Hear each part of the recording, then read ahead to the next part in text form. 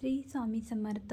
इथं मी छोटीशी उंबरठ्यावर रांगोळी काढून घेतली. त्यानंतर इथं मी देवपूजा पण करून घेतली आणि इथं दिवा अगरबत्ती झाल्यानंतर स्वामींचा जपमाळ करून घेतला आणि मला स्वामींच्या मठामध्ये जाण्यासाठी मी तयारी चालू होती माझी. आणि इथं मी थोडासा कपडे वगैरे सगळं आवरून इथं मी निवांत थोडा चहा घेतला आणि बटर पण खात होती आणि माझ्या मुलग्याची धडपड बघत होता व्हिडिओमध्ये दिसण्यासाठी.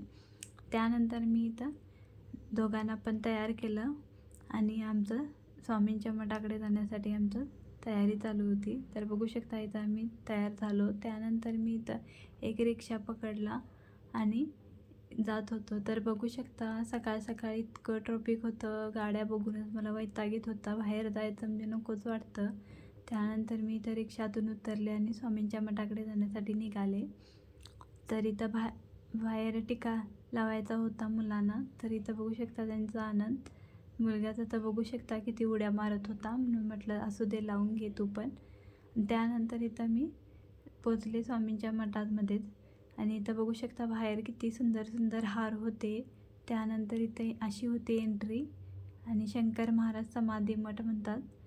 तर इथं बघू शकता औदुंबरचं झाड वगैरे होतं आणि एका काढायला मला अलाउड नव्हतं, तरी पण मी इथं काढून घेतलेत व्हिडिओ. आणि इथं बघू शकता किती गर्दी होती, भरपूर गर्दी असते आणि दुपारनंतर तर विचारायचंच नाही.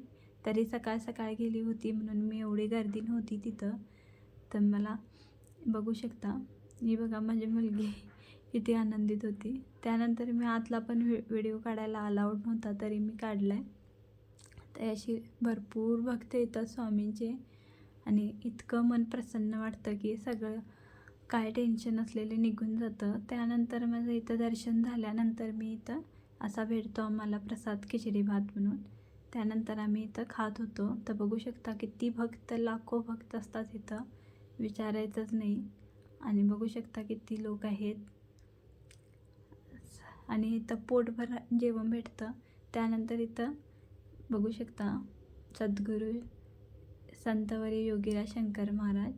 त्यानंतर मी संध्याकाळी परत इथं आमच्या एरियामध्येच गणेश जयंती चालू होती, त्यामुळे मी इथं गेली आणि असं होतं जेवण. असा व्लॉग कसा वाटला नक्की सांगा आणि लाईक करा, सबस्क्राईब करा.